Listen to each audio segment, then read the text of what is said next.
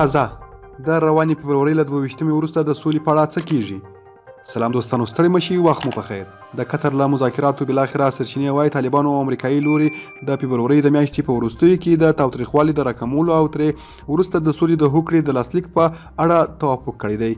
د سرچینې په قول د تاوتریخوالي کموالی به د روانې فبرورۍ میاشتې له 22 نیټې پیل شي او د همدې میاشتې په 28 به پای ته ورسیږي. طالب سرچینې دا هم وایي که د تشدد د کموالي ورځنۍ موده په بریالیتوب پای ته ورسېده نو د فبرورۍ په 29 به امریکا او طالبان په خپلو کې د سولې هوکړه لاسلیک کړي چې ورسره به له افغانستانه د بهرنیو ځواکونو وتلو او افغاني مذاکراتو پیل ته لاره خلاصه شي. دا په داسې حال کې ده چې تر دې وړاندې د امریکا د ولسمشر د ملي امنیت سلاکار اوبراین هم د فبرورۍ د میاشتې په وروستیو کې د سولې د هوکړې د لاسلیک د امکان خبره کړې وه.